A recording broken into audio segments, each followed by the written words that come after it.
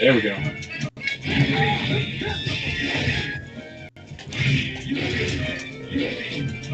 Nope. Fuck.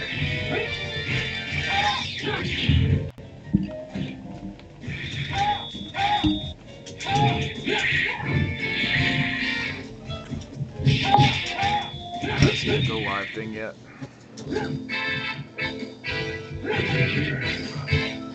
So you're recording it? Let's see. Pulling up my tablet. Doo-doo. Nothing yet. Doo-doo. Yeah. Do-do-do-do-do-do-do-do-do. It takes like a minute or so. It's kind of strange. Y'all hear me fine now? Everything's good? It drops in and out a little bit. Still? Keep talking. Mic test, mic test. 1 2 1 2 1 2. Mic test, mic test, mic test. Sounds better. You're good. Chupacabra. It's a Mexican Goat sucker.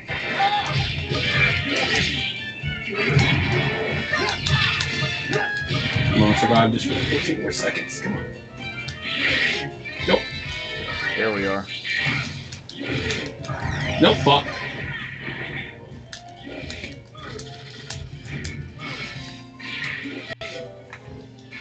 Oh man, that was nerve wracking. I was about 5 seconds away from texting Cesar like, see what Brand could do tomorrow. Oh man.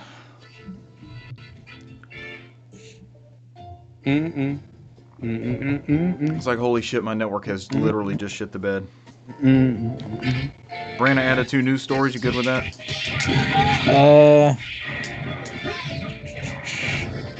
Nope, I want it. Haha, bitch. Nope. Give it to me. Nope, I lost it. Shit. The only thing was I wasn't going to put in that Resident Evil Direct since it's technically tomorrow. Okay. And we don't know anything about it yet, you know. I'm sure that'll be a big bulk of the news Next week. Yeah. Okay, we can cut it. You always cut my suggestions. It's fine. It's fucking fine. I'm just saying. No, I get it. It's kind of a non-story as of yet, just like a look forward to or please be excited. Yeah. I mean, we can mention it because it's sometime tomorrow. I'm more excited about the rumor where they're talking about doing those classics, OG classic ones. Yeah. Yeah. That is kind of the rumor floating around already. What is that? They've posted several pictures leading up, and like it's all sorts of little things from all sorts of the different Resident Evils. And down in the bottom, they have Resident Evil 25th. They have this like special logo and shit. I was about to say, is next year or is this year an anniversary? So people are like, are they going to do like a special collection of the classic games or so? I mean, they have again. Resident Evil 4 on fucking everything, but I think do, I have it on everything but Switch at this point. Yeah. And if they the last time, was it GameCube that they had those original games kind of like ported to it? Yeah. Like the Code Veronica and all that? Yeah. That might have been the last. Was there? I don't think there was anything on the Wii. I remember the GameCube releases though. The Wii got 1 and 0. Yeah. And it got the damn like on rails Resident Evil Chronicles thing and 4, as Cesar put it. Yeah. The Waggle edition. I think I've got that one. They say it's the definitive way to play it. We need to stream that. That needs to be our game we stream. Cesar's never beat it. This is going to be the time. Almost done with Devil May Cry Uno, so. Anything can be beat. You're just on a Capcom kick? No, because the first couple games I played were Konami, X-Men, and Simpsons You're arcade. on a Konami kick. I'm trying to chill. My nerves are shot after that scramble.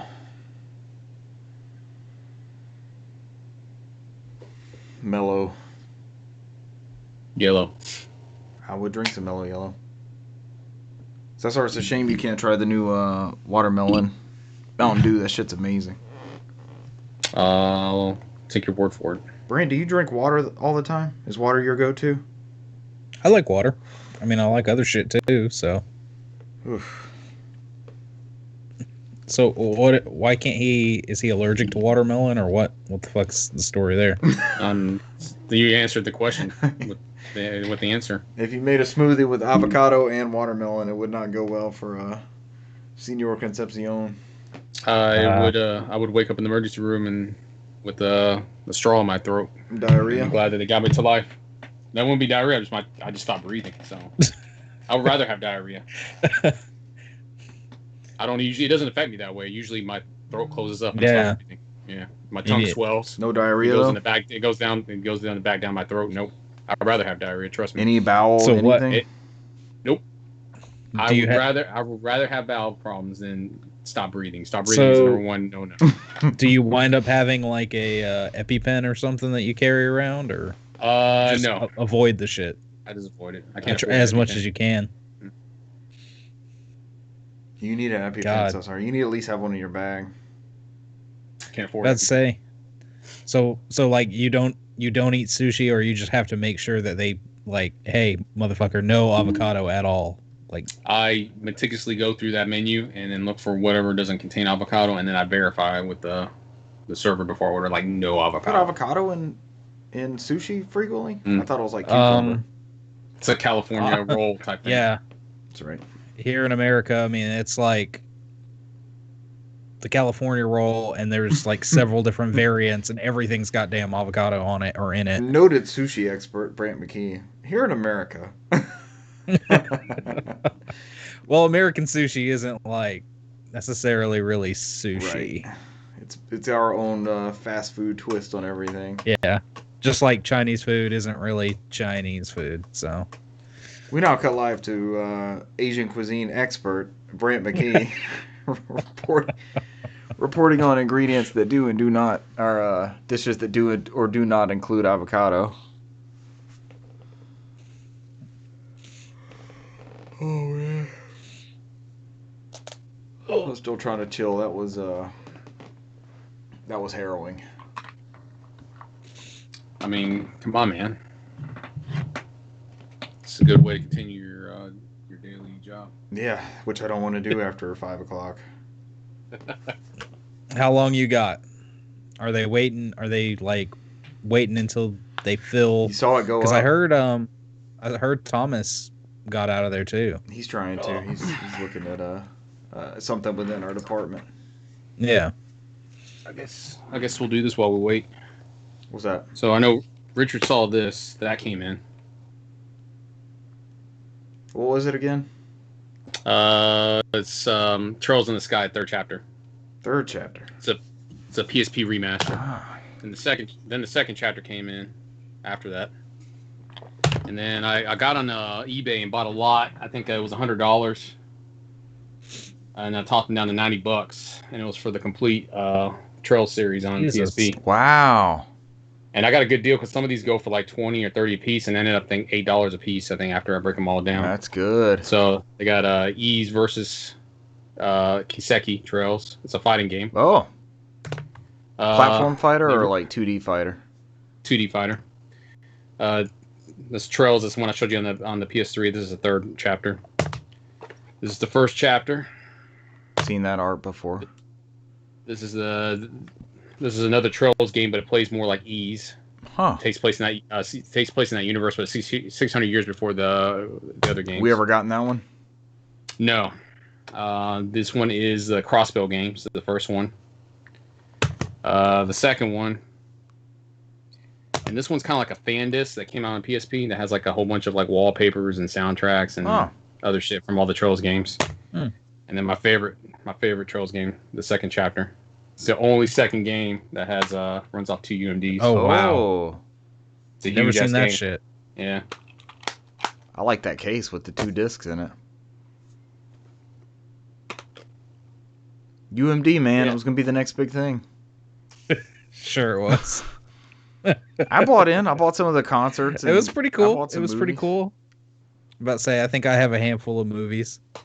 We had a customer we came to affectionately know as PSP Lady, and she would come in like every Tuesday and look for like new release PSP stuff and scoop up everything she had. Then eventually she had a baby, so she brought in PSP Baby as well. We had PSP Lady and PSP Baby, and they would come.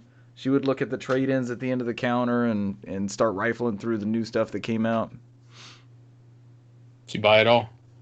She would when she had stuff. She was also the person on the new release day who would bring in the maximum 2 copies of each new release without the case. Yep. Here's 2 copies of this one. Here's 2 copies of this on Xbox. Here's 2 copies of this on PS2. Here's 2 copies of this on GameCube. Here's 2 Game Boy Advance copies without the cases. Interesting.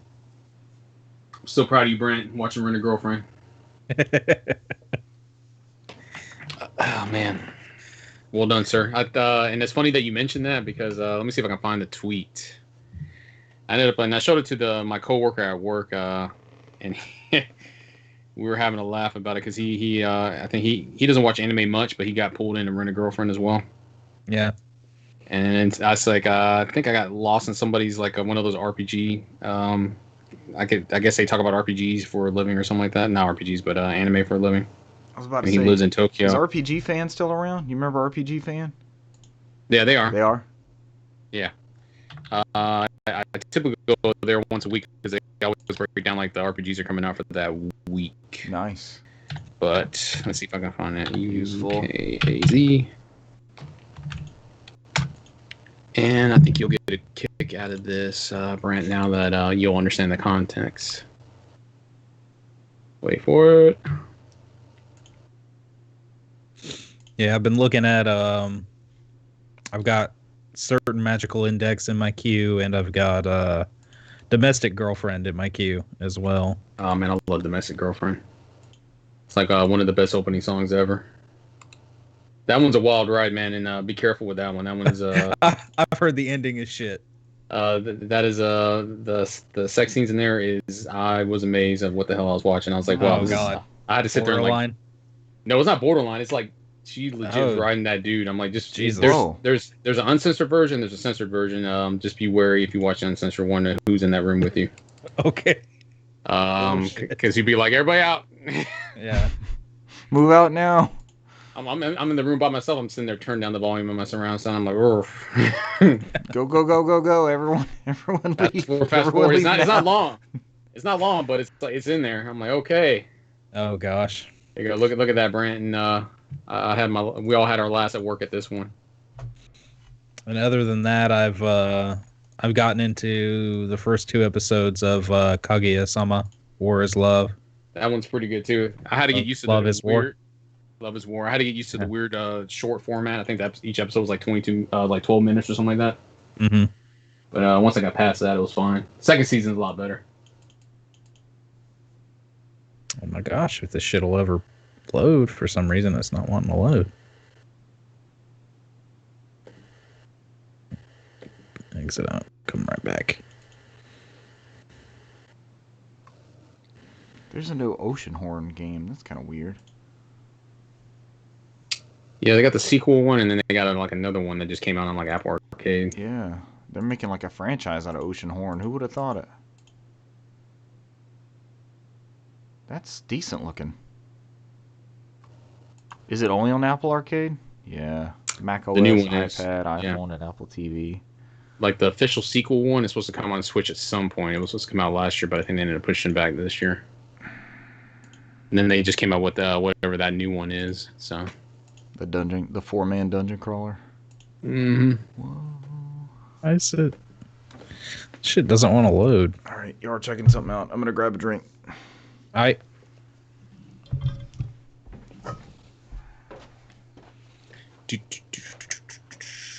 Come on, motherfucker.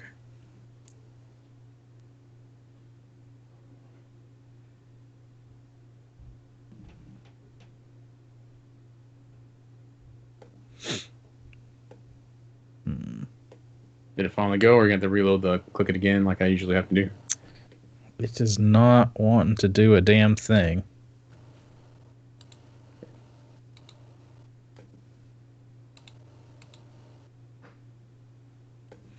Alright, that loaded, so put this shit in.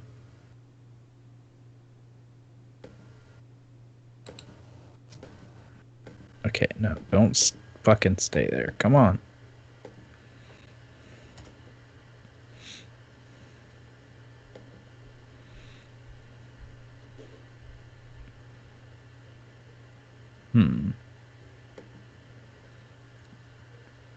I don't know why it's not. Everything else is. If I click on other stuff, I can load everything with this. It's just like it does not want to load this for some reason.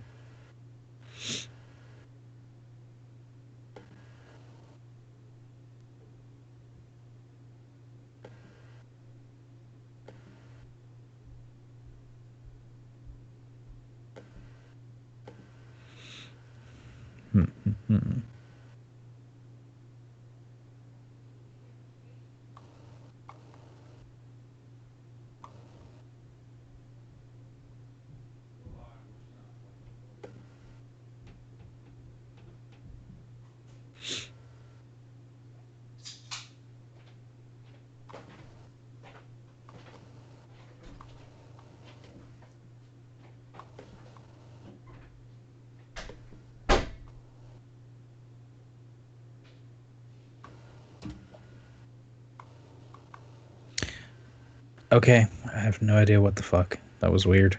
Did it finally go through? I switched from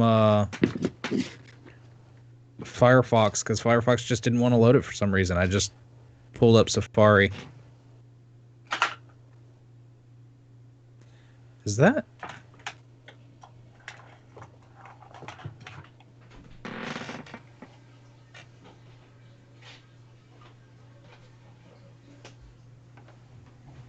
Here it is.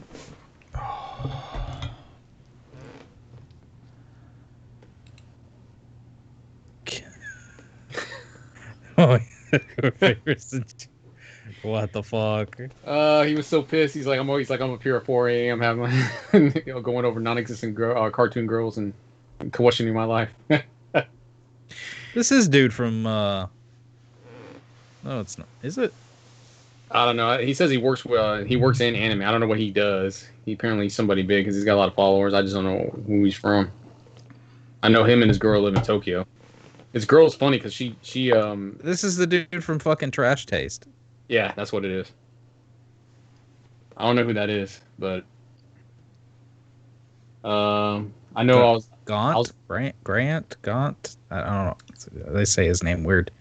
Yeah, if you follow his girlfriend was talking about a store. I guess she said they had a Japanese like a doorbell repairman come by their apartment and repaired it, and it's like he had to get inside the house to repair the doorbell, and he saw her room with all her anime figures, and they're like all scantily nude and everything. Yeah. She's at this point she's like whatever. He sat there and looked at it. He's like, I wonder what he was thinking as he was repairing my doorbell, and he saw all those nude figures in my room.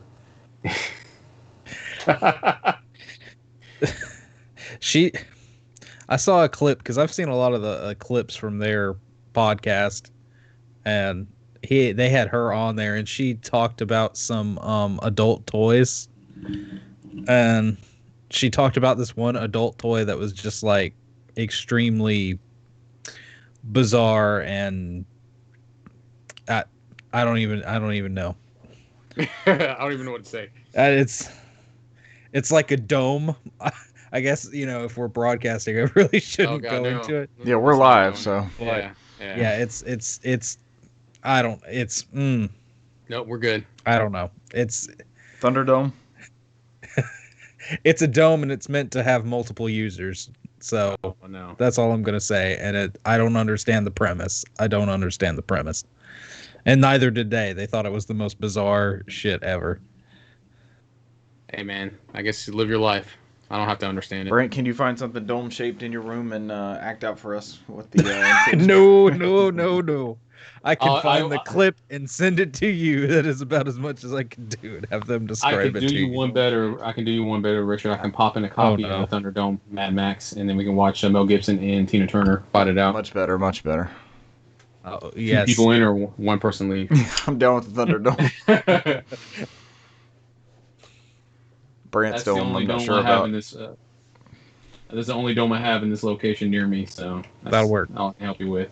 Mad Max, was that 4 or Mad Max 3? I can't remember which one it was. Do you have a piece of the Georgia Dome? Would that count? I do not. I have a piece of the King Dome somewhere.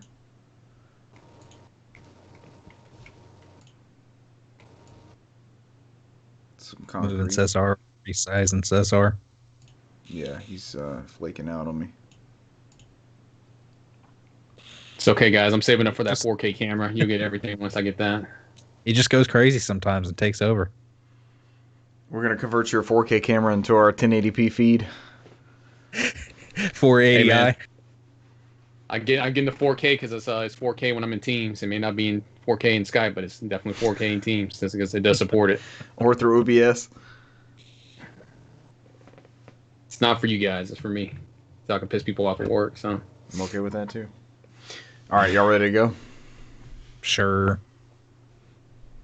I guess If we have to. whatever. Hey, you did all that work.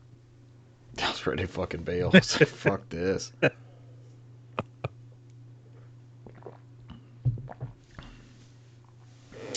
Do. Ladies and gentlemen, welcome to episode 143 of the NOFODcast. We are No Outside Food or Drink, the Southeast premier video game podcast. Tonight, oh snap, new Pokemon Snap details. Balan Wonderworld gets a demo release date. Re-Reckoning is releasing on Switch. Well done, Brant.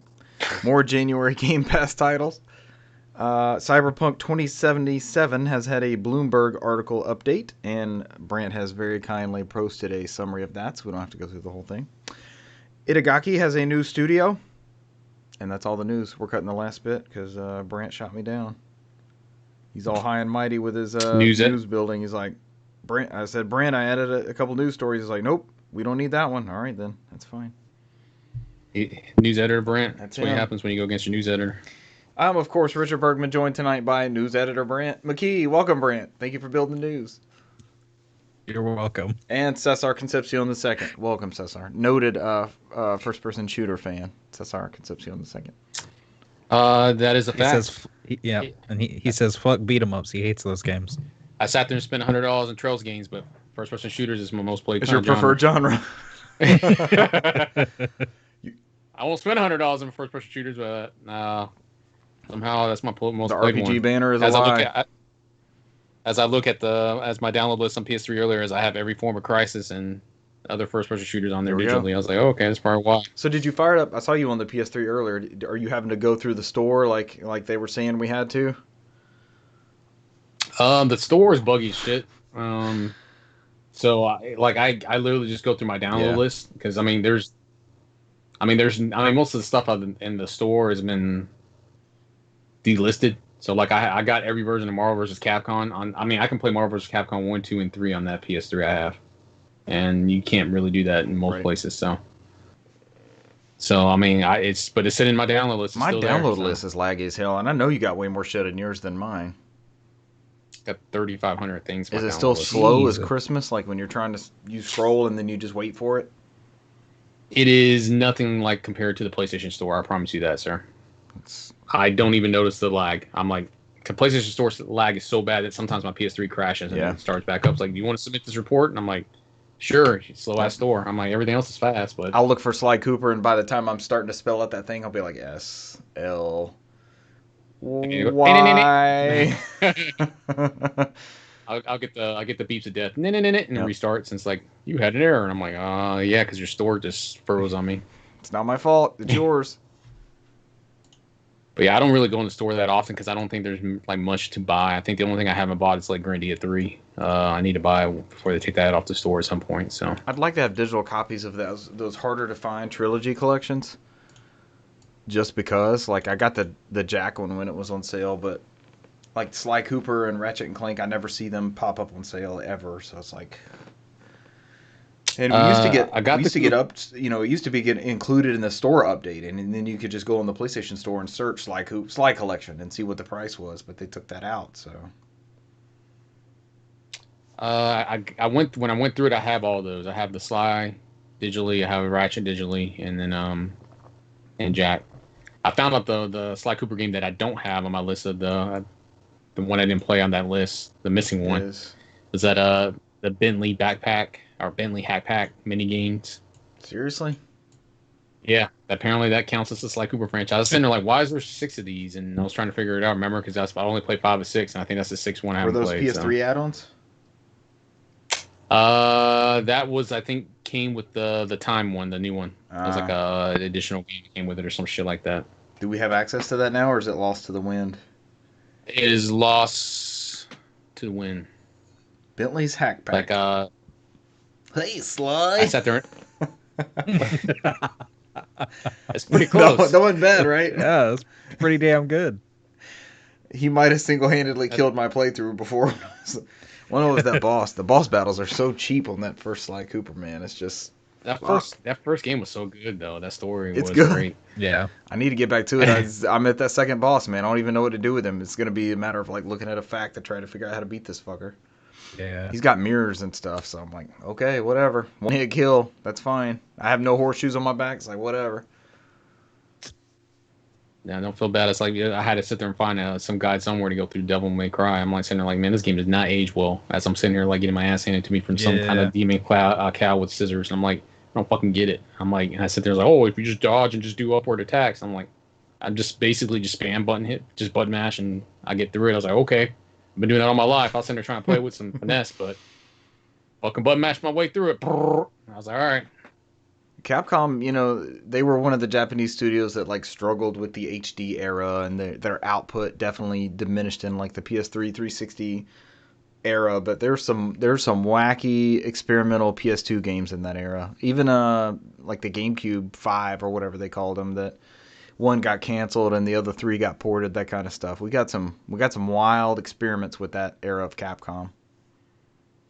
I feel like that's what's most memorable about that generation, and I'm sure everyone, like people older than us, they're like, the NES had the most experimental games. I'm sure, like whatever you grew up with, that was kind of that mindset. But it seems like we just got such a variety, and each one of those platforms, it's not like today. Each one of those platforms gave you like a very distinct experience across those three game systems. Exclusives are still out there, but it doesn't seem as varied as it used to be. You guys are staring at me like I'm bugging out. No, you're good. We're just staring at you just to fuck with you. That works. I'll accept this. Yep. I caused the technical issues earlier. Sorry, 2 of our viewers. And now I'm paying the consequences. Now you're just overzealous now. Overcompensating. For my... Well, when you put it that way. Technical issues. All right, you said it, not me. Rambled long enough. Oh, snap. New Pokemon Snap details. Where did this come from? The Verge. Gotta snap 'em all. Great title. That was a great lead. Taylor Lyles. New Pokemon Snap, a sequel to the 1999 N64 classic that tasks you with taking pictures of Pokemon. They put Pokemon in lowercase for some reason. I don't know that I've ever seen that.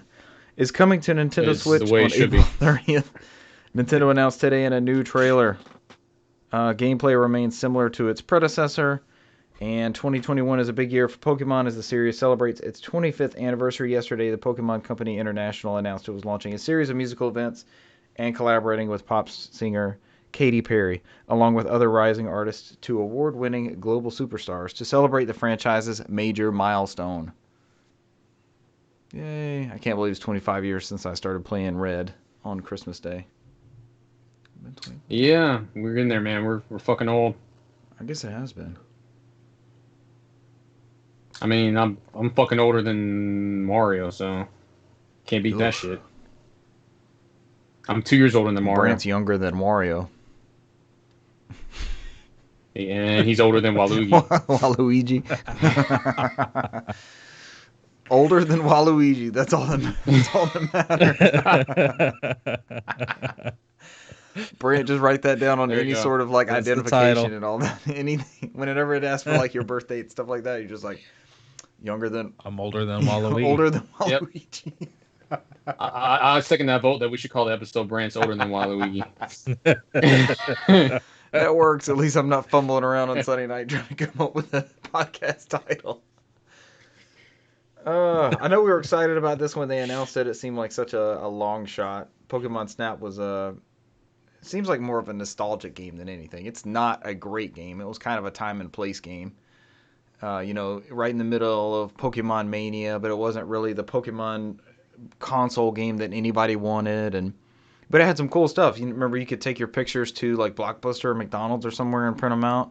Mm-hmm. Print them out. Yeah, those little kiosks. Is Pokemon Snap still on everyone's radar for April 30th?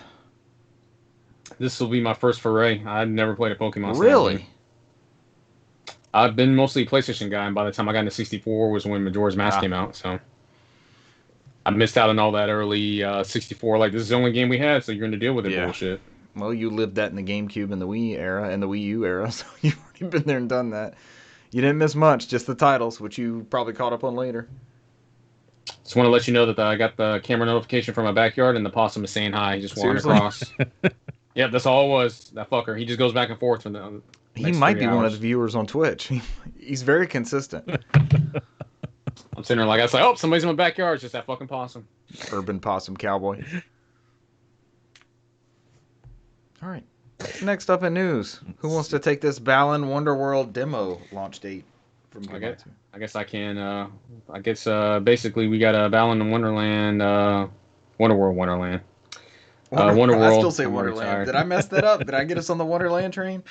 No, you said Wonderworld. I think you said Wonderworld because my dumb ass was not reading it as off the paper. So here we go. The console versions will be Wonderworld, but the handheld cartridges will be Wonderland. That's what we'll do. Now I got that. Now I got that fucking "Your Body's a Wonderland" song stuck in my head. That's right. I don't know who fucking sings that. But Your Body's a Wonderworld. That works too. Your body's a bottling wonderworld. Your body is a Wonderworld. Still dirty. Brant's body is a Wonderland. Oh gosh. Here we go. So this one is the demo for the Balan Wonderworld for PlayStation 5, Xbox Series, PS4, Xbox One, Switch, PC. I almost died from not breathing. Via Steam on January 28th worldwide. The company's announced. The demos will feature Acts 1 and 2, sounds familiar, of Chapter 1, Act 1 of Chapter 4, and Act 1 of Chapter 6. Hopefully one of those have the Chemical Zone music.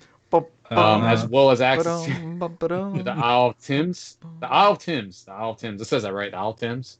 The island full of like Tims, Tim right? Cook and Tim Sweeney and Tim McCarver. Tim Allen.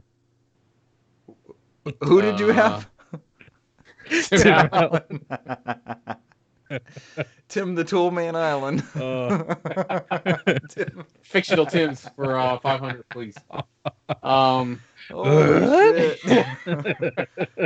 Oh, we only got 3 people here. This is the best episode we've ever made. This is 143 episodes in the making. The Isle of Tims, the hub area where you can also raise a mysterious creatures called Tims. It's pretty good. In your Tim garden. And trade them with your them with your via view. Beautiful. So we got rid of the Kyle and we just call them Tims now. Demo also supports 2-person local multiplayer, and I'm not going to go into the overview of the demo because that's fine. It really goes into fucking details about. All right, I'll go into the Isle of Thames. Let's do that. All right, players will also be granted access to the Isle of Thames, a base area and gateway to the 3 mysterious worlds. Here, players will meet the magical creatures called Tims, whose powerful abilities can help Leo and Emma as they explore a new world and battle Nagati. On the Isle of Tims, players can also harvest magical droplets from the colorful flower patches found across the island. These droplets can be fed to Tims in order to evolve their abilities. Just give me that game. Don't even give me any of the other stuff. I'll play the Isle of Tims. Oh, with Tim Allen and Tim But we Sweeney should've- and Tim Cook. Oh, and Timothy Dalton. He's on there too, yeah. He's like, I was the best Bond. I studied the source material. Oh shit. Oh my gosh. Holy shit. We have single-handedly made this my most look forward to game. Whatever episode it was we did the most anticipated, it's not Ratchet and Clank anymore for me. It's the Isle of Tim simulator. That's all I want to do. I'm down with the Isle of Tims. I'm like, I skipped the whole rest of the game. I'm like, fuck World 6. Shit. Fuck World 4. Fuck whatever. Give me to the Isle of Tims. Oh, my stomach hurts. This is why I come here every week, ladies and gentlemen. That's why you come here on Twitch and YouTube and SoundCloud and everything else. Oh, dear God, the Tims. This is couch co-op multiplayer also. I saw with the demo, so might be worth a shot. Is there going to be an online component when it comes out? I hope so for that Isle of Tims, man. That's all that matters. It doesn't state. That's all that matters. Just give me an app where I can take my Tim go and feed him and train him. Fucking post. As soon as my copy comes in, I'm putting that shit right on Twitter and be like, "Oh, I'm finally home." When you get mad during couch co-op, be like, "I'm taking my Tim and going home." Yeah, fuck you guys. Poke a hole in my Tim and throw it back at him. It doesn't say. It just says 2 players can explore the game as stars of the show in local co-op. Oh shit! This became a day one out of nowhere. I don't know. I don't know if this is strictly co-op only, or are they referring to this demo that is only co-op only in this demo? All right, let me click on the Steam link. The Steam link. Oh, that made my night. I'm back. I'm in fucking tears too. Holy shit! I almost went on mute for a minute. I didn't think I was gonna be able to catch my breath in time. Whew. So I starts doing God's work on the PC Steam Nope, page. it is only co-op. It's single player and then shared split screen and co-op. It doesn't say anything about online according to Steam. Dreamcast game, man. This is the most Dreamcast-ass Dreamcast game we've gotten in quite some time. Yeah. What are you talking about? This is probably Sonic Adventure 3 right here, man. Mixed with Knights. With Tim's. Yeah. So it's like Sonic Adventure 3 featuring Knights.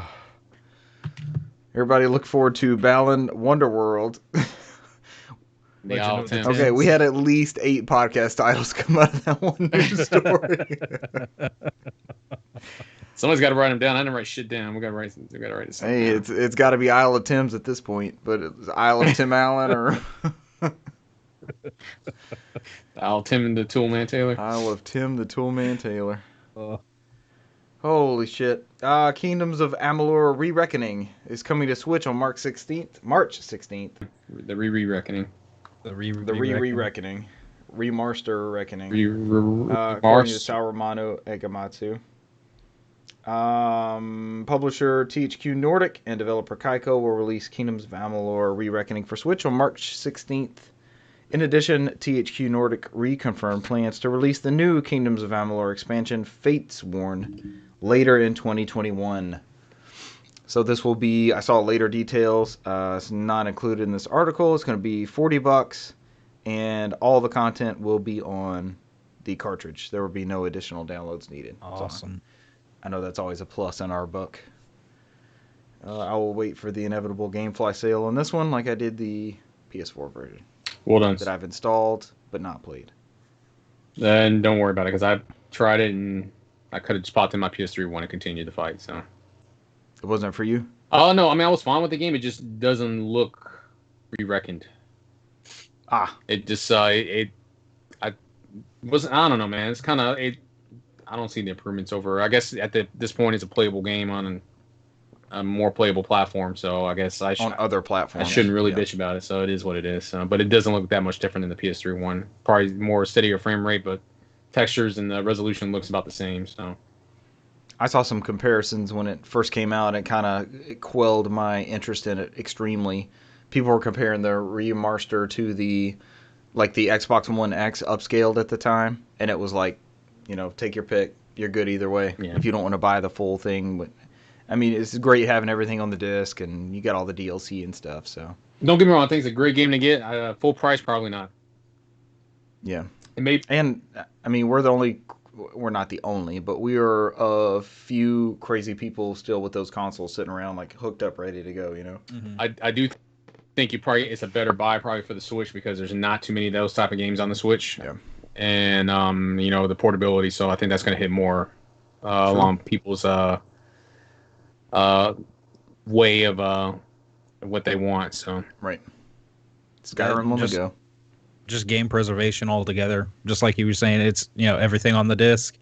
It's great that a new generation can have these people that, like you said, not everybody has these consoles hooked up, ready to go. Yeah, like we do. I was going through. Somebody did I guess it was Giant Bomb. Giant Bomb was ranking their Game of the Year lists for the past 10 years. So they were going over the 10 games they decided were the best games of the year.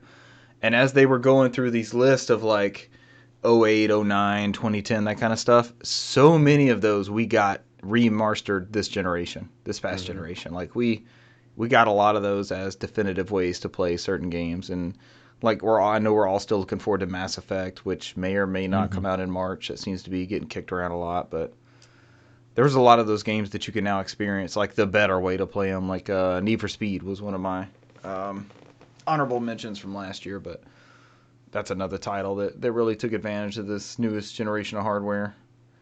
Go ahead. Oh, I'm sorry. No, you finished your thought. My apologies. I know the PC gamers that listen to us are throwing their proverbial joysticks at the screen. Everything's backwards compatible on PC, but for us console peasants, we have to wait for remasters. I don't know, man, because I got a Legacy King Soul Reaver on PC, and that shit loves to crash. That thing definitely needs a patch. It plays fine on the older PC, but on the new ones, with the new graphics cards, I got a company that supports it, that shit breaks unless you have somebody who's doing the God's work in the back end and doing official fan patches, so. I bought that in one of those sales, so you're saying it does not play well on PC now? I had to lower the resolution to 800, 600. If I try to max out my screen, it'll fucking randomly blue screen. Possum says hi again. Possum's back. Yep, this fucker's just going on. He went this way, now he's going back this way now. What did he find in that time that he went back the other direction? I don't know, man. He's starting to piss me off. Can you add the possum to some exclusion list? Like when the possum goes by, you just don't even get notified? No, but it's there's a bunch of chairs laying down. I got this whole barrier right around the camera thing, and he fucking finds a way. I'm he's like the fucking life from Jurassic Park. He finds a way. I don't get it. There's a fucking owl statue down there to scare shit off. Just staring there, and he just knocks it over. He doesn't care. He's like, fuck you, owl. I mean, he's blind. I don't think it matters, but that's for the other birds and that doesn't sit there and fuck off the camera. Keep it away from your crops. I just don't want him to set up there's a bird in front of my camera. Yeah. Bird in front of your camera. I was put the owl there. They'll sit there and get the fuck away. So. Pretty smart. Someone update us on these new Game Pass titles for console, PC, and Android. Interesting. So let's see. Who's this from? Video Game Chronicle. Yeah. Video Game Chronicles, Tom Ivan. So let's see. These are coming January 21st. The updates to Game Pass. That's by the time we're recording this tomorrow. By the time people will be listening to it, a few days after. Careful. It's already available for you to download. Go ahead and tell them. Yep. So coming to, let's see, PC, Control joins the subscription service today. Actually, right now, it's available now. Go ahead. Desperados 3 for console, PC, and Android. Not the movie with Antonio Banderas. Not the third movie. That was non-existent. This game was one of Richard's games of the year a few years ago. Donut County. It's an awesome experience. Coming to your console, PC, and Android, and Outer Worlds will be on Android. It's a big one. And then we have Cyber Shadow. I'm actually looking forward to that game. Console, PC, and Android, and that game arrives January 26th. And then before you go on, and I apologize to let everybody know, Cyber Shadow is 120 frames per second on Series X and PS5. Nice. Hell yeah. Yeah. And then let's see. The big one on here is January 28th. The Medium will be day one Game Pass, Series SX and PC. Yakuza 3 remastered. Remastered, sorry. Consoles, PC, and Android. Yakuza 4 remastered, console, PC, and Android, and Yakuza 5 remastered. There we go. It's like the rolling of the tongue. Throw in those remasters. Throw in those R's like the Spanish. Remastered. Hell of a lot of games coming to Game Pass at the end of the month here. Actually, Medium is preloaded, so you can actually... mine's already loaded, so you can preload that now. Nice. Yeah. And then along with this, of course, there's a few games that will leave Game Pass on the 29th. We have Death Squared, console, Death's Gambit, PC, Final Fantasy 15. Amazing game. That's console and PC. Fishing Sim World Pro Tour, which Richard, you better get that play of that game in, since you were going to do fishing games. Already Fishing Simulator. Console and PC. Gris on PC. Indivisible on console and PC. That's an interesting one, because Indivisible just went through the ringer as far as their rights and all that, remember? Yeah. And then, what is this? Reigns, Game of Thrones, PC, and Sea Salt, console and PC. All those games will be leaving. I don't know. Got me on that one. I'll be excited to see when that iOS Game Pass thing shows up. Have you tried it on... Oh, you're not a Game Pass member. I gotta say, no. Have you tried it on your Android device? When I had the streaming, the xCloud service, the preview, it worked pretty well. Yeah, I was really impressed. I bought the little clip for my phone and everything, and we all got the clips. And I played a little bit of Bloodstained. I played Tomb Raider, and something else, and as long as you had a decent connection, it was pretty damn good. Yeah. I didn't have a problem out of it. True. All right, Medium. We look forward to Cesar's impressions of a game that was supposed to be on Xbox One Series consoles and instead got moved to next gen. I'm quite upset about this, but we're moving on. And it was a pain in the ass to download, because I tried downloading from the app, and it's like, you must have a Series X or X. I'm like, motherfucker, I do have one. I had to go log in the console and do it, because it's like, it will not let you do it from the app, because it doesn't want people to think they can download it. But I think you can, if you get on the Game Pass for PC, you can load it for your PC, so you can play it on PC if you want. Oh, I could. I don't think I'll take a look real quick. I don't think the PC specs are too heavy. I wonder why it's not coming to like at least 1X then. But I guess they can't say, hey, 1X only. They won't do what they did with like Xenoblade on 3DS and that kind of stuff. Oh, the best version of Xenoblade? The best looking version? The 3DS one? Done, Ben. Oh. Pixelation everywhere. Yep. You can continue. I will look that up for everyone. Sure, giving us a live correction. So go ahead, Brant. The next story is this Bloomberg article that came out, and it was, a little earlier this week, by Jason Schreier, and it was a pretty lengthy article, but it goes over a lot of things about basically what went wrong with CD Projekt Red's Cyberpunk, and they interviewed 20 employees, I guess current and former, from CD Projekt, and just kind of went over what was going on behind the scenes, and it's It's pretty crazy. Basically, Break it down all in for us, all, Brent. Break it down. so all in all, even though this game was announced in 2012, the game didn't even fully start development until 2016. Keep breaking it down. Tell us how it went down. Let's go. They break down in the article, talk about how the E3 demo that they showed off in 2018 was almost entirely fake. They had the concept, but the majority of the thing, it was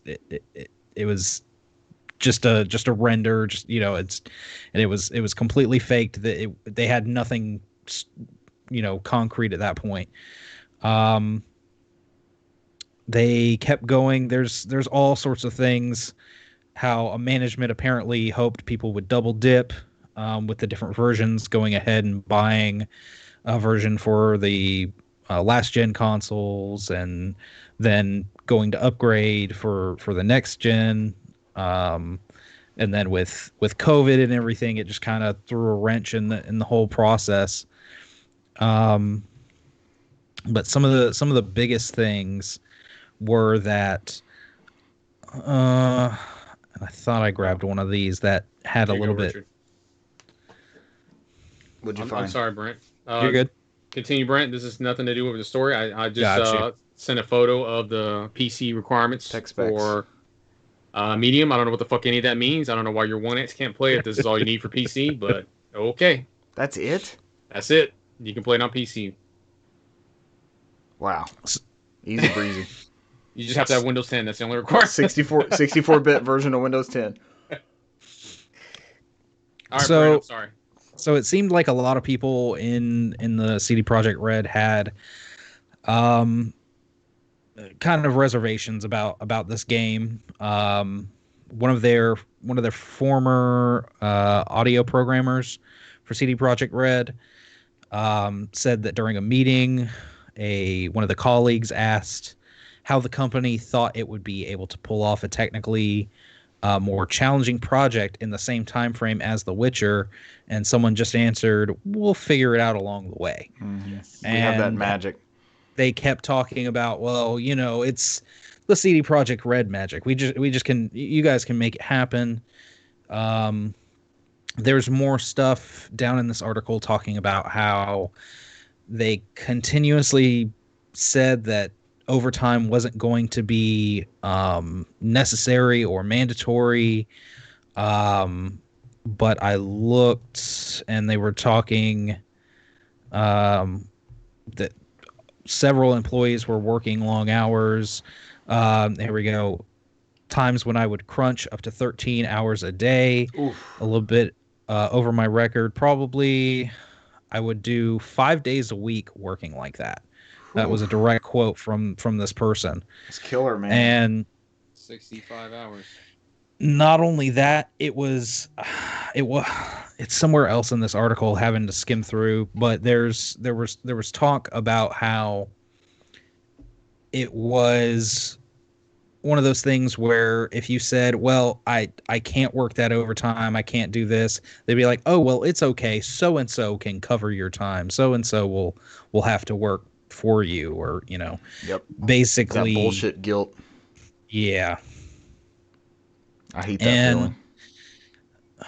It's there's other stuff about like the cut content, how there were supposed to be like flying cars and stuff from that like faked demo that we saw like the car ambushes and all this other pretty cool things that were basically promised to players, to investors, to everybody, and just wasn't delivered. And there's something in about all the glitches and the bugs, and they knew it was a glitchy mess. And even the police, they talked about the police system and how basically if you do something in the game, the police basically just show up like out of nowhere. They pop out of nowhere, overwhelm you and kill you. And it's because they just kind of threw that in at the last second. Yeah. So Was anyone tempted when it was $30 at Best Buy the other day? I was about to say that it went on sale the other day on a couple places for $30, and I'd rather get a complete PS5 version. yeah, I'll wait. I'm right there with you. I saw 30 and I saw Steelbook and I was like, no, I'm not. Yeah, but they sometimes sell those Steelbooks for like $5 clearance sometimes. So I was like, there's 3 of them. I'll take my chance. They will. Yeah. So I'm like, and I'm not a Steelbook person anyway, so it was just going to be a cool bonus thing. But I was like, I mean, I lucked out because I got a Dynasty Warriors 9 for PS4 because I think it was like a deal of the day at GameStop, and I was like, well, fuck it. I think it was like, that's a shitty version of Dynasty Warriors. Yeah. I'm not going to pay $20 for it. I think it was like $12. I was like, let me do it. I got straight a generic case that smells like matches. And I think I ended up buying the Steelbook of Dynasty Warriors 9 off the Best Buy website for like $2 or $3.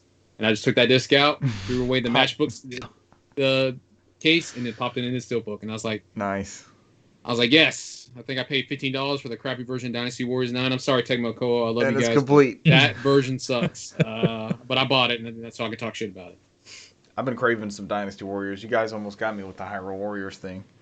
It's pretty good. Sir, let me tell you about a game called Samurai Warriors. And they just hit their 4th iteration, and they just came out with like a expansion on that. They just dropped down to $20. Let me Samurai tell you. Warriors good? Oh, yeah. That's like the one where they throw in Ryu from Ninja Gaiden just randomly shows up in there with the other Dynasty Warrior guys. Like, I don't know what I'm doing here, but let's go. The last Samurai Warriors game I bought was for Vita. Oh. And that was about a year or so ago.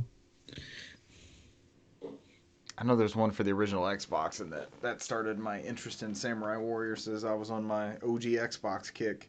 Is it within reach? It is not within reach. I could have tried to complete the sale for you there, sir. Get the possum to hit it to you. He's just fucking around, going around the camera. Eh? I'm okay with this. Possums do what they want. Hey man, that nocturnal bastard's winning the day. Right. Yeah, here you go. This is now $20 regular price. You might be able to get it on GameFly for like less than that probably. But there's our homeboy. It's the only way we can play him in the Age of Dynasty Warriors. Oh, I see him. That's awesome.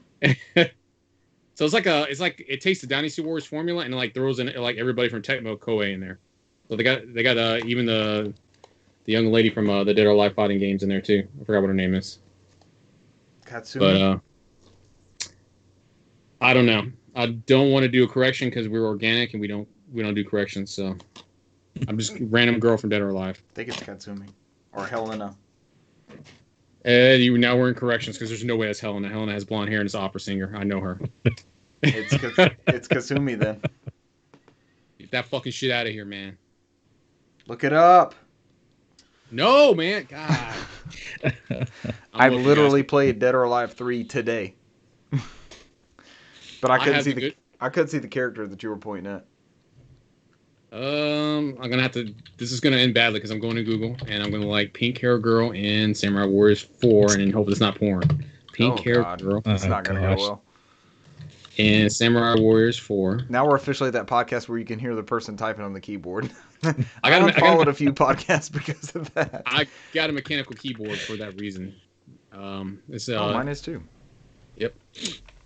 Can you hear mine? Dueling keyboards. Sounds wonderful. The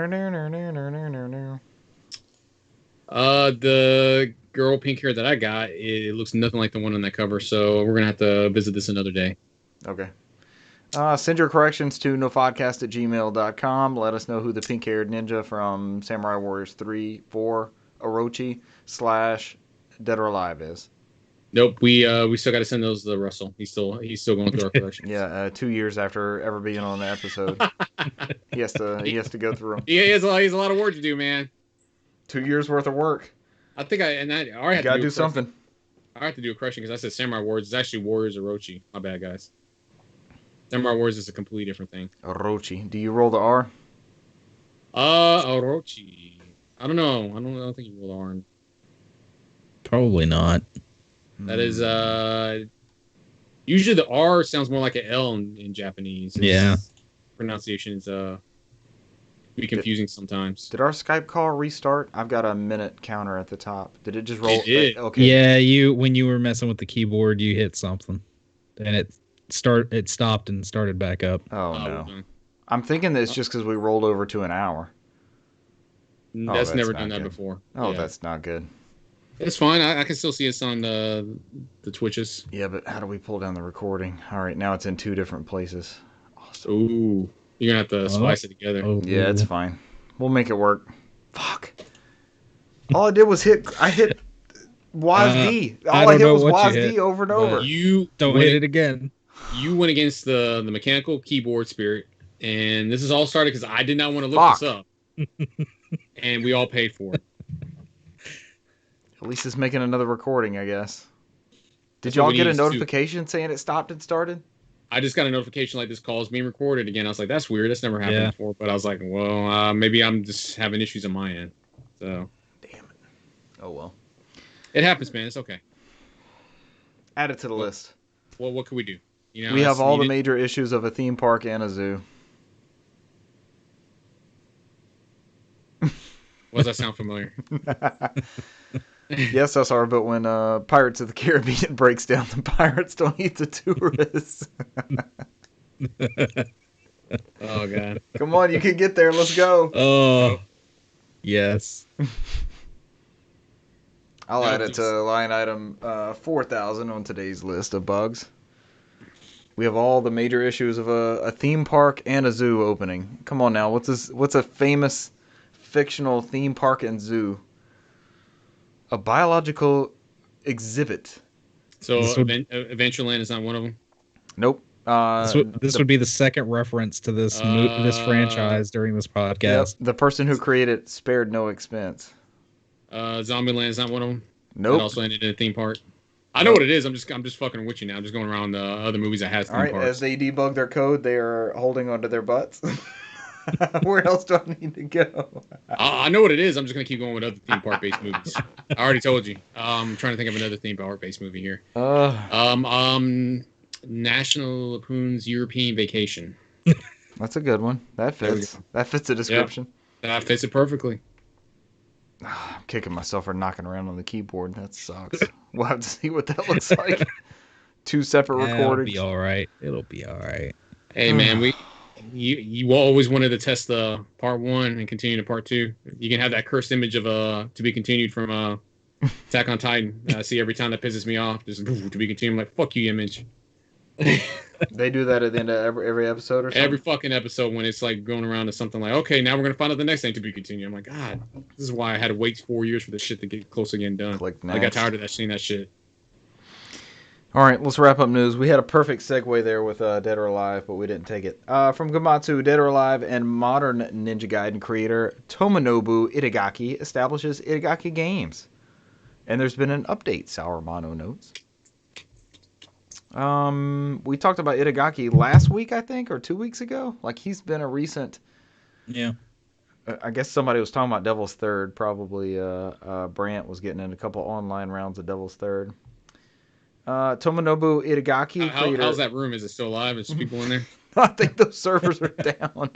I'm like, when I fired up the Simpsons game, I can still play that shit online. I was like, this game's delisted. Like, online is working. Like, it's looking for somebody to join my game. I'm like, I don't know who has a copy to join me, but I'm like, okay. Somebody's probably like one person waiting to like, finally, fuck, get in the room, trying to get in the room. He's like, the only other guy I can play with. I'm going to destroy your body. Get in here. I've been waiting hours for you. We'll beat Mr. Burns together. Don't fucking quit. Itagaki, creator of the Dead or Alive and modern Ninja Gaiden series, has established a new game studio called Itagaki Games. The developer announced. It's like Kojima Studio-esque. The news comes via Itagaki's official Facebook page, where he posted an interview he did with Bloomberg for the Xbox 20th anniversary story. I talked about that, last week or 2 weeks ago? That was a kick-ass article. Everybody needs to go read that. According to Itagaki, this part of the interview was omitted from the Bloomberg story due to character limits, but he was given permission by the outlet to post it himself. He also notes that he is open to Microsoft acquisition. Bloomberg writer Takashi Mochizuki followed up with Itagaki to confirm the platforms for his next game. However, according to Itagaki, the current plan is to release on PS5, Xbox Series, and PC via Steam. He left Koei Tecmo in 2008 and founded Valhalla Game Studios. Since then, Itagaki has only released the third-person action adventure. I can't make it through this bit. Third-person action adventure game Devil's Third, which was originally announced for PS3 and 360 under THQ before becoming a Wii U exclusive under Nintendo Publishing, released in August 2015. A PC version titled Devil's Third Online was released in June 2016, but it ended service in March 2017. Itagaki resigned from Valhalla Game Studios in August 2017. All right, so look forward to more Itagaki-ness and his sunglasses. He's a rock star. I like this dude. I like his brazen, I will put my magnum opus on whatever strongest possible console I can conceive it on at the current moment. I kind of dig that, just go for it type thing. And I mentioned, it's in that Bloomberg article, but Microsoft flew out and met with him, and they knew he was kind of a tech guy, and they didn't even meet in his office. They met in the waiting room, and within an hour, he was convinced he would make the ultimate fighting game for the Xbox at the time. He saw the specs and things like that, and he was like, I will make the best fighting game for this. And we got Dead or Alive 3, which I played today, randomly. Might be a good segue into games played to keep the ball rolling. Do we want to do that? Okay. So somebody play Devil's Third? Yeah, that too. I did play the third of something, but it was Dead or Alive. So I didn't technically play this. My games played is going to be super short. We had a camping weekend. We took advantage of the long weekend and went camping. So 4.5 days out of the past 7 have been spent camping. So there was no games played, even though I had Switch access and good internet and things like that. But we I sent Brand a picture earlier in the week of a TV that I reclaimed and found a new home. I cleaned it up real good. It was super dusty. And the Xbox has got a component input, so the Xbox is the first thing I hooked up to it. And I kind of wanted to see what Dead or Alive would look like. That was just kind of the, I'd read so much about it recently, and we talked about Itagaki, and it ended up being a thing. So I was like, all right, let's try it out. Here come my kids. I hear them coming down the stairs as I'm firing up this thing. Dad, what are you playing? Dad, what are you playing? Can we play Crash? I was like, sure, we'll play Crash in a little while. Crash is the new thing, despite it being all of the versions of Crash that they play being super difficult and them not getting very far. But I guess we were like this when we were younger with games. We didn't get that very, we just tinkered with them. It was just it was like, okay, let's play this thing. And there was no real goal of, we have to complete this or we have to collect everything, It was just, dude, they had a blast. They played Crash for 30 minutes, and it was just, let's just do this thing, and let's laugh when he dies in all these crazy ways. But when they come running down, Dead or Alive's firing up, and I'm like, okay, here we go.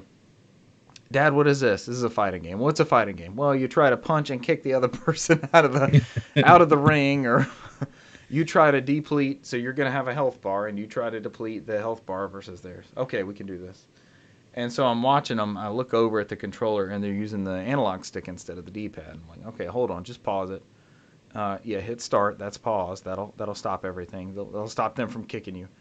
And let's explain how to play. I'm not even good at fighting games. Let's try to explain a little bit how to play fighting games here.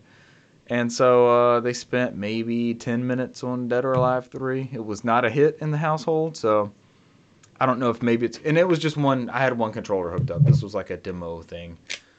Speaking of which, as a side note on this, I've been doing a lot of research on the Xbox clock capacitor. This is supposed to blow up and leak all over the board. We really need to do that, because I went through 3 Xboxes trying to find one that I could get to fire up properly. So it's like dire straits now. We need to all... have an Xbox party, and we just open up all these that I have. We open up the ones you guys have, and let's get that clock capacitor out of there before it blows up and spills all over the motherboard, because I'm starting to get nervous about these. The ugliest, dirtiest Xbox that I hooked up is the one that worked. That's the one they were playing Dead or Alive on, so go figure with that. There were no games on the hard drive, on the custom soundtracks. I always look at that too, because I found some gems on those custom soundtracks. Like Smash Mouth? Not Smash Mouth. I found some Live and a bunch of Beatles tracks on this one. They had like a mellow playlist, and it was a bunch of Beatles like acoustic stuff. And I was like, okay, this Not REM. That's me in the it corner. could have been that too. I mean, that's fine, but I mean, what games are you jamming to as you fire this up? Like, are you playing Top Spin or something and queuing up the custom soundtracks? Like, what kind of laid back? We're back on the tennis kick again. What kind of laid back title are you just queuing up some REM to? Burnout. Yeah, Losing My Religion. That's definitely a Burnout one. The acoustic, like SNL performance version. All right, so they played some DOA. I didn't get a Halo weekend in this weekend because we were camping. And then they played Crash. What is that one? Wrath of Cortex. And it looks awesome on this TV. Brant, the TV is way past my expectations when I rescued it from the dump. Well, I told him I'd properly dispose of it, and I have done so. It's an RCA True Flat for those interested. It's got great stereo speakers. It's got a built-in DVD player, composite input, and component. No S-video, but I hooked up the Xbox with component. It looked really, really good when they were playing Crash. They played some of that. I started Captain Toad Treasure Tracker. There was a glitch on the Walmart website. Did anybody take advantage of this? Okay, Yes. Did you get the full version, Cesar? Yep, they had the full version of Captain Toad Treasure Tracker and the DLC episodes for like $4.50 or something like that. So I did play the little opening intro of that. It wasn't anything major, just to confirm that I had the full game. So I didn't have the DLC, so it was going to be a win for me. yeah, anyway, because so. that's a good deal for $4 regardless. Is that it? Did I play anything else? I'm kicking around playing Metroid Prime. Does anyone want to do a Metroid Prime playthrough with me? Absolutely not. I will wait until the eventual non-existent Switch port comes out. HD trilogy. Yeah, I'm tired of waiting. For the Switch. So I popped it into. I fired up the Wii U version that I have, right? For some reason, it shrinks down the image on a 16:9 display. It's not the full 16:9 frame when you play the Wii U digital version. So I'm like, okay, maybe I'll deal with this, but it's on a plasma. So part of me's freaking out that I'm going to end up with burn-in on the corners of the, like framing out the plasma. And then when I'm looking at it, the colors and stuff just didn't look right. It doesn't look like it's playing in 480p on the digital Wii U version. So it's almost like there's all these weird things going on with that particular build of it. That should be the definitive one. I went so far as to order some Wii U S-video cables from Russia, and then after Not component cables? do what? Not component cables? So I have component cables for the Wii, and thus the Wii U, so I could do it. But I think I talked, I think it was last week, I talked about like finally deciding on a CRT. Like I have a setup CRT. I'm not fucking around with. Well, I just brought one from somewhere else that I'm messing around with. So we know you're full of shit. Continue. This is my bullshit. Get ready. This is. Hey, we all have our. We bullshits. all do. So that's why I'm waiting for you to hook up. See I'm mine waiting for right you to there. hook up your CRT so I can see your impressions of whatever it is that you fire up on it. It's in the other room. I still gotta find a place. So I gave you one. I gave Russell one. I would have given Brant his, but I found Brant his. I would have bought it for Brant if I knew they would have kept it and saved it there. But I think it was what, like $5 or $6, Brant? Yeah, it wasn't much expensive at all. I have not seen one of that caliber at that location since. I think they've backed down on stocking Goodwills with CRTs or accepting them as donations. I don't know how that works. Yeah, they're starting to become the Jim Ryans of Who would play CRTs. games on these? Everybody. Who would want these? Who wants these old would. TVs? What was I getting at? The Metroid Prime stuff. But I hooked it up on. Yeah. Why you went to S video? Yeah, S video instead of- for because the TV, the bullshit CRT that I decided on, which has the best image quality and all that. It's the one of the like early 2000 Trinitrons. It's the black curved screen style ones, but it only has S video. So I bought a Wii U S video cable from Russia off eBay, and then he took like a week and a half to tell me he doesn't have it, he can't find it, and I've yet to get a refund. So that's. I should have known, man. I should have known, but it was like the best deal, and he accepted my offer. So, what was the seller rating? yeah, Was it 100%? 99.7 over like 1,000 different ratings. So, He says he lost a whole shipment of them because it said he had 10 plus in inventory. He was pretty upset that he lost them, but I have yet to get a refund, so I don't feel sorry for him yet. The official Nintendo Wii or Wii U S video cable was quite rare and is still very expensive. It's $50-$60 if you get the official one. I think I got like a box with like 3 of them. You do? Somewhere. Shit, spare me one of those. Just gotta find it. I gotta go. It's like I have like a whole tote just full of wires everywhere. Yeah.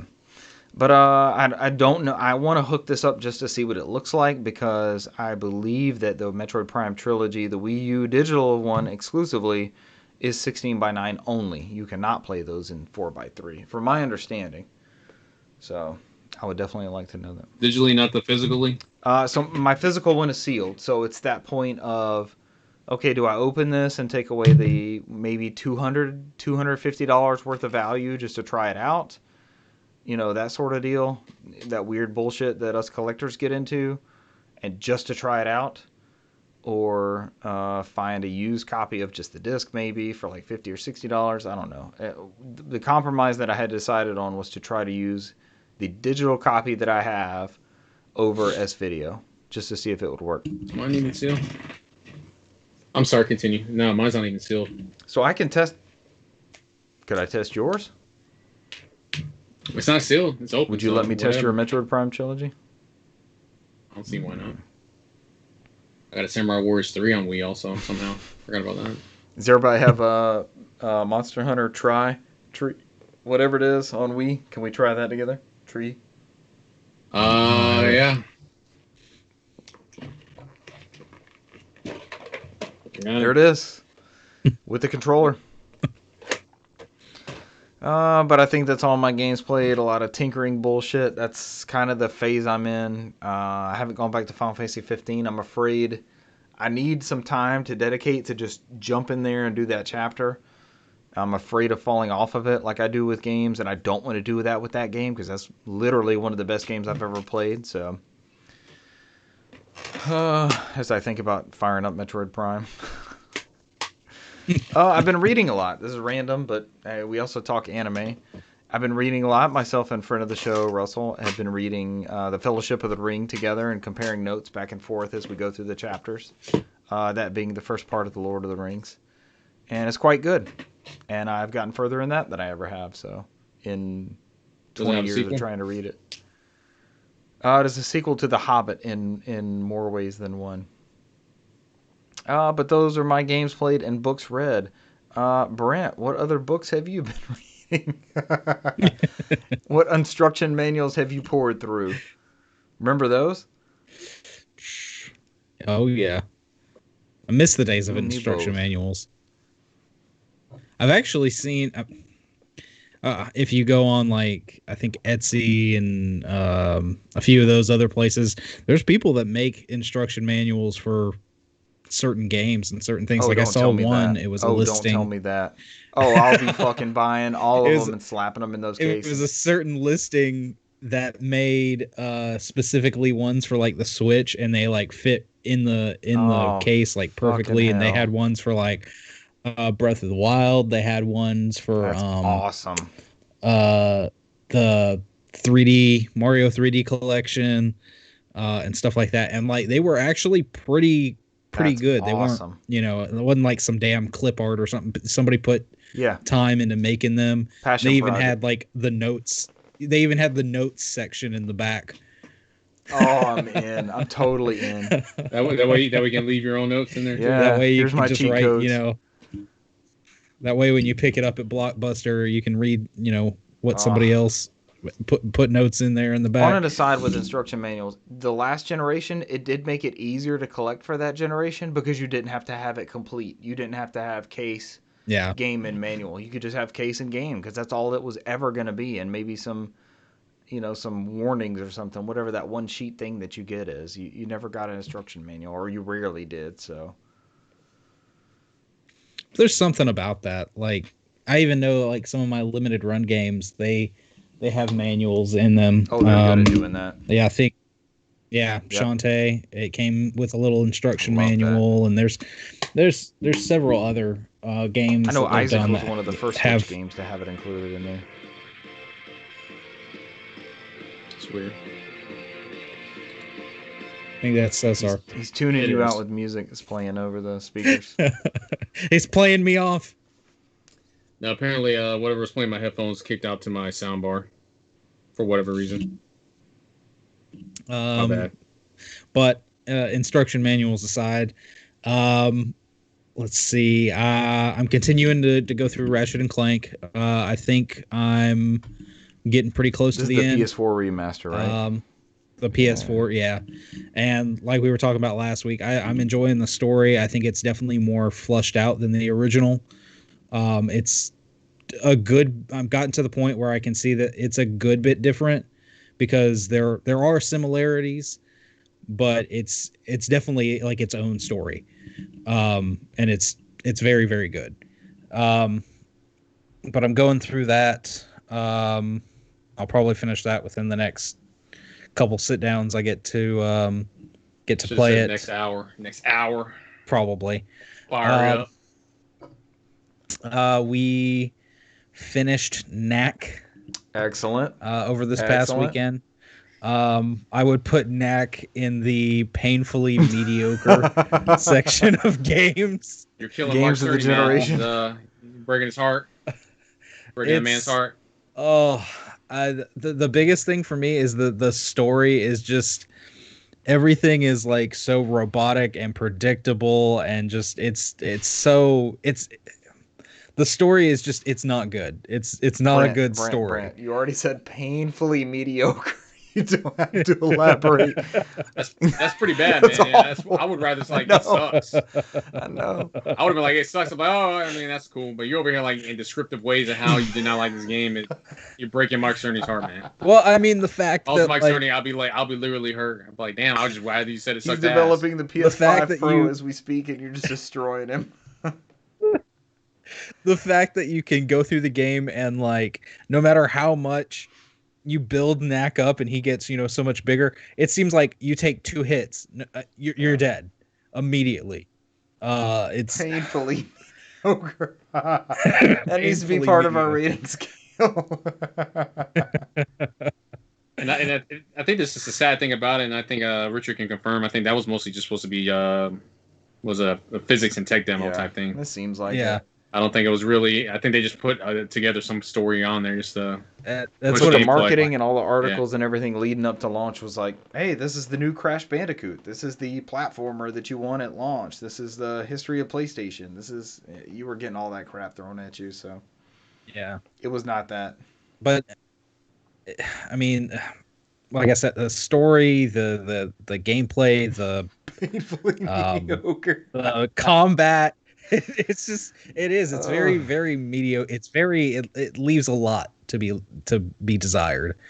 And my kid was even like, because after it was like, because we did have fun playing it. I had fun playing it with him and experiencing it with him and just riffing on it together. And coming up with those horrible puns and crap like we were talking about last week. And I showed him, I was like, mediocre puns. Sonic Adventure. Oh my gosh. So I showed him that I got Knack 2. And of course, this one is, from what I could see, marginally mediocre. Knack 2 the future. From what I could see, the 2-player, it's not like it was in the first one. So like you were saying, Richard, the second player is just kind of there. They look like this weird little silver version of Knack. And they're always there. They can help you fight and they can heal you and stuff by giving you some of those pieces and whatnot, those relics. But they don't contribute a lot. With this one, it's definitely more focused on if you do 2-player, you're like the regular Knack that you usually see with the red, and the second player is another Knack, but it's just color coded to blue. So, and of course I showed him that. He goes, so I can be Sonic and you can be Knackles or something like that. No. It's not too late to change the episode title. Sonic and Knackles. Well done, sir. And you've raised that boy right. But, so after struggling to beat, because it would go through these waves of difficulty. It would either not be very difficult and you could get through it easy, or you just go, like I said, you get 2 hits and you're dead. You'd get to a part and it would just kick your ass over and over. And but we finally beat it, and he was like, so we're gonna go ahead and go to next. I'm like, we're gonna take a break. We're gonna like play something else. And what we wound up doing is I sat down with the family and we watched to celebrate the 10th anniversary. We watched what is one of my favorite movies, Scott Pilgrim versus the World. And since the game was re-released, I am going to buy the physical for Switch, but I went ahead and got a digital version for PS4. That way I've got a couple different versions going. And we popped that in and started playing that on PS4, all 3 of us. And it's a beat 'em up. I mean, it's one of those. I never played it. 4 players? It's one of those games. Yeah, it's up to 4. But it is it's one of those games I always looked at, and since I liked the movie, I wanted to get the game, and then by the time I finally got around to it, found out it was delisted. But the game is fun. It's pretty challenging. It's great to be able to like kind of knock some of the enemies down on the ground and then be able to pick up the enemies and beat other enemies with an enemy that you're holding. It's got a good bit of character. And it's a good game. We got through to stage like 5, and then I was like, I wonder if we can like switch characters or do something, and I backed out, and it like restarted back over to stage 1 and all. So I was like, I guess we can come back to this later. And by this point, it had been a couple of days, so we popped in Act 2. Painfully I reluctantly popped it in. Hey man, props to your son, man. And most people would I would fucking like, yep, I'm putting this in the bottom of the pile and never get to it. He wants to tackle it immediately. Let's I'm go. like, I know it's gonna be bad, but let's fucking do this. The main thing is we enjoyed playing it together. We experienced it together. This one actually improves a good bit. I want to say as far as the hype around Knack 2 was like non-existent. I don't even really remember Knack 2 getting a lot of press, talk, nothing. I just remember it existing, being like, Knack got a sequel, like a and or like a caricature of itself kind of thing. But we went ahead. I picked it up. The what I want to say, the art direction, the character design is a little odd. This takes place a handful of years after the original story. And they've, kind of aged the characters. But also Knack still looks the same. But like the kid Knack Lucas doesn't age, yeah. The kid Lucas, he was I guess younger teens. And then what about Professor Oak? He's still in there? Yeah, he's still in there. But they all look a little bit older. But they also gave them all like these weird exaggerated teeth, and like they all have fangs. Like they all look like vampires. It's the weirdest damn thing. You didn't get the right story bits. Why? I know there's got to be something weird, and it's one of those. We're vampires the whole. It's one of those games where it starts off and the city's already being attacked, and you run through that, and that's your tutorial, and then it flashes back to several weeks ago, and so what's happening is the first game was the goblins reattacking the humans, and they were talking about stuff that happened in the past in this great crystal war. So this goes again back to the great crystal war, and the goblins had like this robot army all of a sudden that we're just now finding out about. And these robots that have been dormant we got for this firepower this whole time. We're just thousands saving it of for years. now. Yeah, Bring out the these robots that robots. have been dormant for thousands of years all of a sudden just start waking up. So that's the premise. But Brent, I don't want to interrupt you, but it sounds like if you were describing this story to me and I was 6 years old in the 80s, I would think this would be fucking awesome. Yeah. It sounds like something that came out of the 80s. I'll be like, you had me glued. I'm like, what? This is a Saturday morning plot Fuck line. it. I'll be like, fuck you, Rick Hunter. Fuck Robotech. I want to play this knack. But so far, it's actually it's not bad. It's you have like a punch and a kick now, and you can like you can vary them. You can use, what was it, like R1 to immediately go back to like small knack, and then press R1 again as long as your relics are near you, and you grow right back up. That's helpful. So they, use that for platforming and things like that. So you'll get to a section where it's small platforms, so you have to shrink down and then jump back up. And by the time you get to the taller platform, you just R1 again and boop, you're big knack again. They do a like combat leveling system, almost like a skill tree type deal. Yeah, so it looks like there's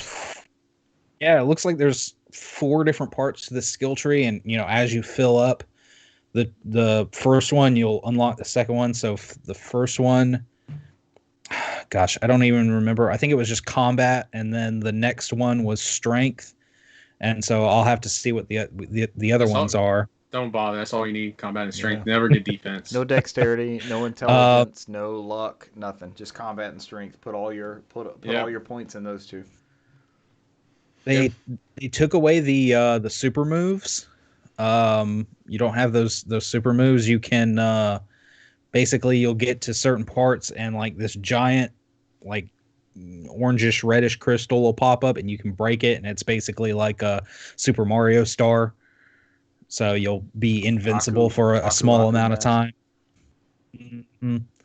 And those sunstones are still in there, but they basically just act as like a shield to your health bar basically now. So, but we're going through that. We only got like a chapter or 2 in. I don't know if it was because we had started playing it at the point where the game installs and says it's ready to play, and then it's still installing the rest.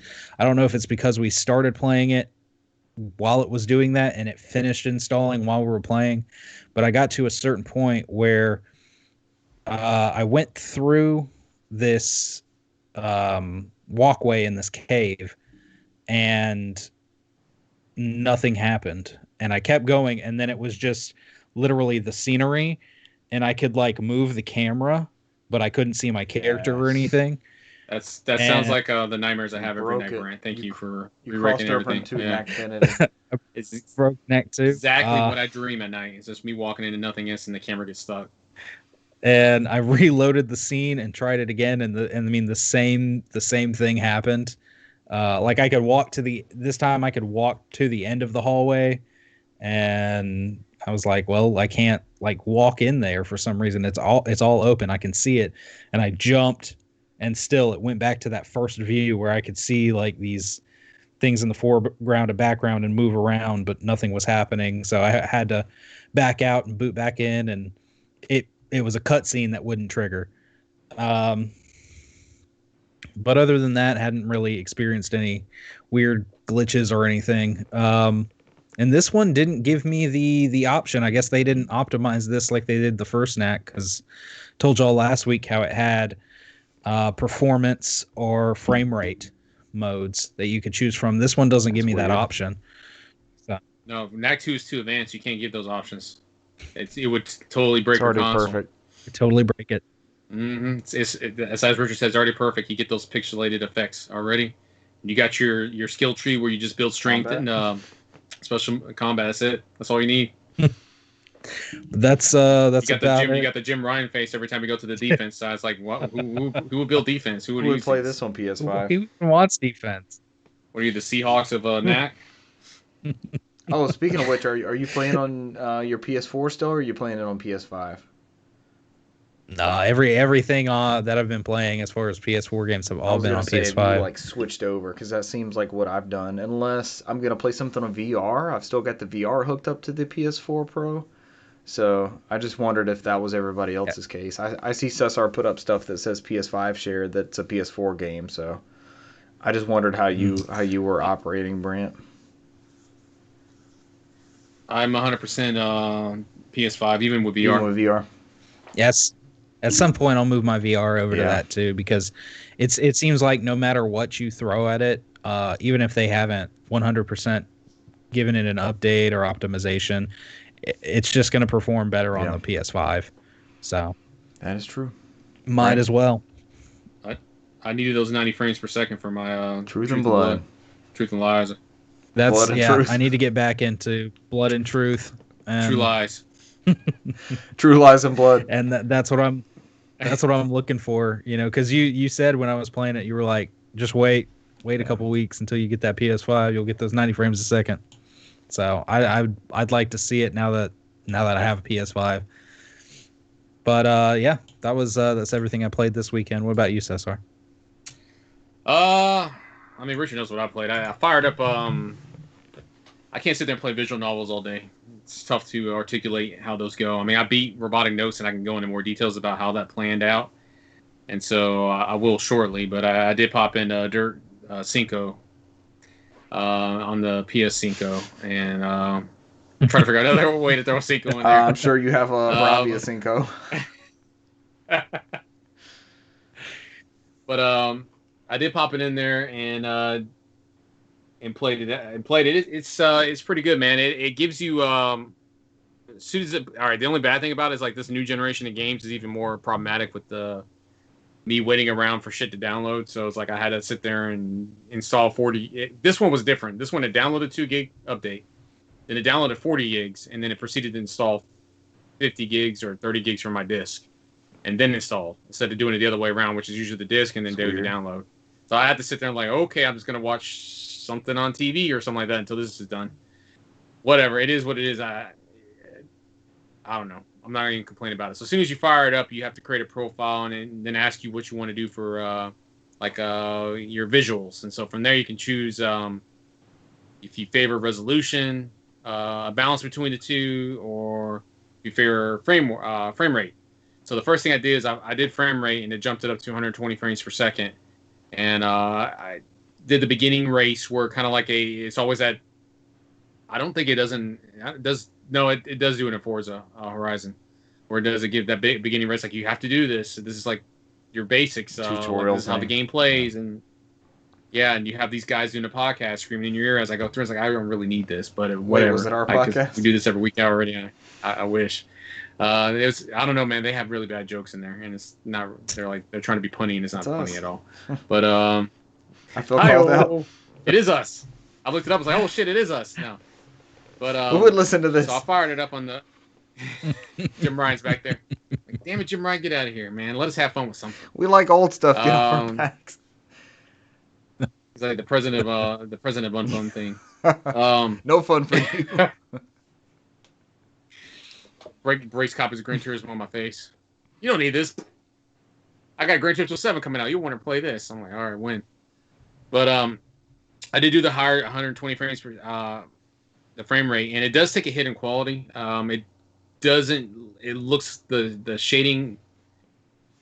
The shading on the character on the vehicle models is like a little bit more plain. It's very noticeable, but it is fucking butter smooth. It is it's night and day because I kind of flipped back to higher resolution, and I think I came across one of the stages because like this how this game works. It gives you different vehicles, so it's like you'll have like a regular like dirt road vehicle in one level, then you'll have like a vehicle that looks like a fucking tractor, another one, and it's like. Yeah, it kind of goes through and it forces you to do a different vehicle for each different festival. As you go to the festivals, you get 3 checkpoints in there, and it gives you like 3 tokens. Those tokens add up to you go to the end levels where you can do like these special festival type races to complete that level and move you on to the next stage. And for that next stage, you're able to collect different sponsors, and each sponsor gives you different abilities. So if you win enough races, you get more money, you get more experience. It just all depends. You can do different sponsors. I think the first sponsor in there was Codemasters, which is the developer of the game. When you unlock everything, and it gives you 2 sponsors you can choose from, which are, believe it or not, are fucking sponsors for real. Like you can choose AMD. I'm like, great. And then I forgot what the other one was. It was some other Tyson's corporate Chicken. sponsor too, like a legit one. All right, it's Tyson's Chicken or KFC. Let's go KFC. So it gave, and you can choose KFC, but not real. But as I go through, and I've noticed like there was a level where I had the fucking tractor, and I went through and did the higher resolution. Man, that fucking each vehicle feels differently, and that tractor-based one is a lot of power, and the handling is off. That fucking HDR and the darkness in there, it looks great, but I don't know if I was hitting fucking pebbles or some shit like that, because I would fly up in the air and then fly over to the other thing, and I'll be dead last, and I'll never catch up again. Holy I'm like, fuck shit. this. And I was like, I went to 120 frames per second with the lower graphics fidelity, and I was able not to hit fucking every little thing in there. It's like you hit one little rock and it's flying you off the cliff. I'm like, I don't even know what to do. I'm just flying up. I'm like, all right, there I go. I'm like, I'm going from first, and I come back down to the 16th place, and I'm like, I never get back to first again. I'm like, fuck this shit. I don't know, man. That was some of the most frustrating gameplay I ever had. I was like, I had to turn down the graphics, man. I didn't turn up the graphics. I had to turn down the graphics Tighten so I up could the get through it. But yeah, I had to loosen up the graphics. Loosen up the graphics. Turn left on that.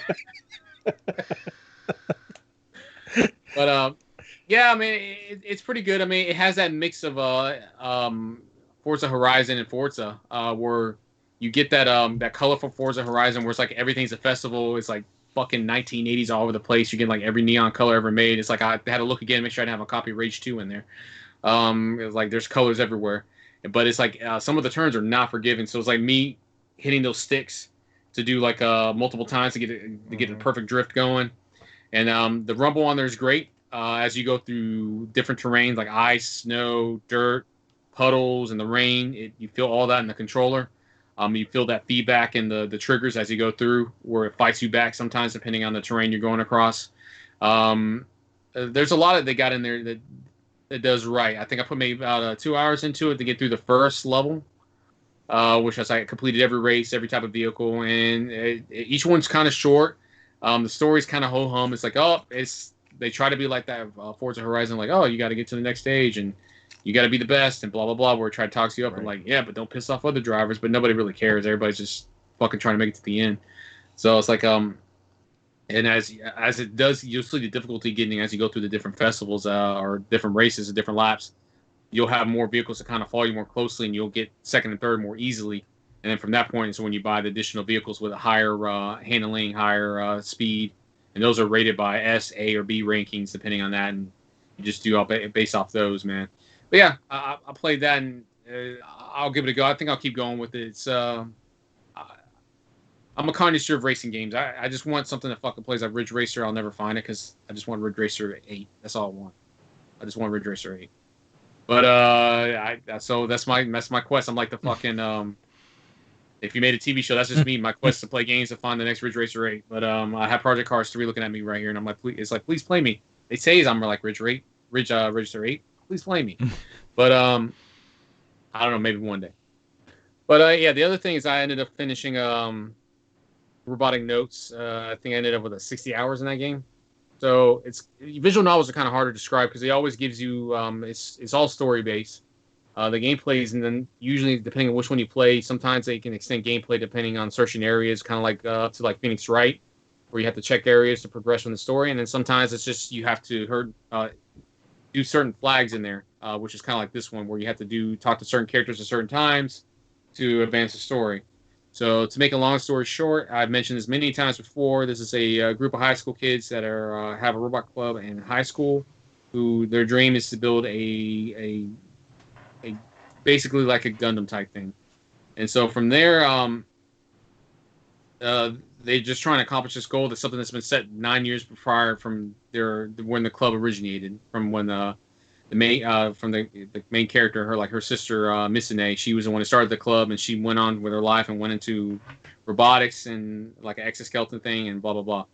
So like as you go through it, you as they're building these robots and they're trying to build them, you see like there's the main character in this series is he's he's getting kind of pulled to a different direction where he's finding these reports called the Kimijo reports, which rule of, and I mentioned this before, which talks about the solar flares and everything. It talks about the end of the world and the Committee of 300 and the Illuminati.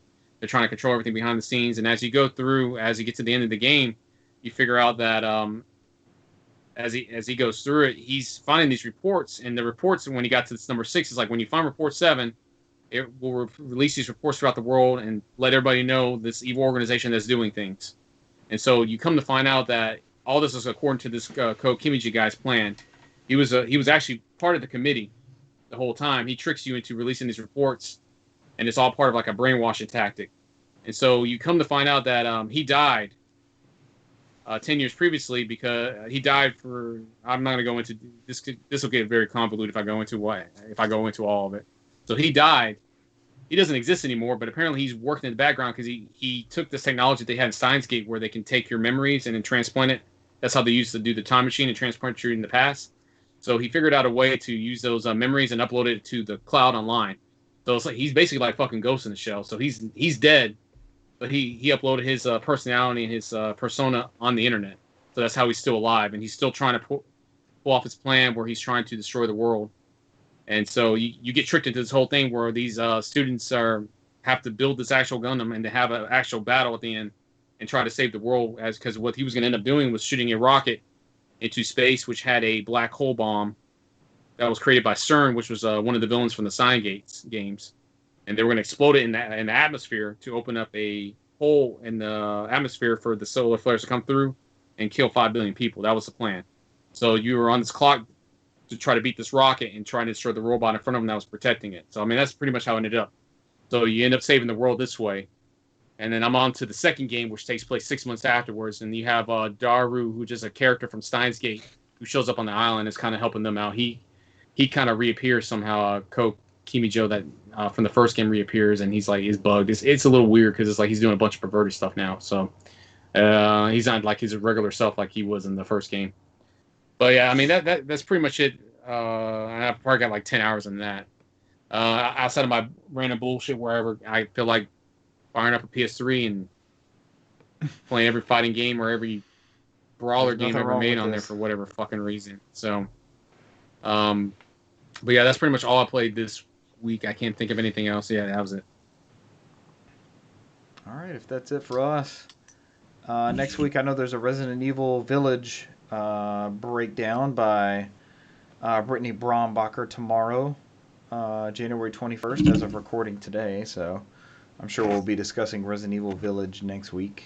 They say there's going to be some surprises. I think we talked in the pre-show about those old Resident Evils maybe coming back, so we'll have a lot more news next week. Has anybody else got anything to add before we get out of here? No, I want to know if anybody's interested in Robotic Notes and doesn't want to play the game. The anime is really fucking good. Does it follow the same plot line? Yes. Cool. Yeah, the same thing with the Steins Gate anime. Same thing with the Chaos Child and Chaos Head animes.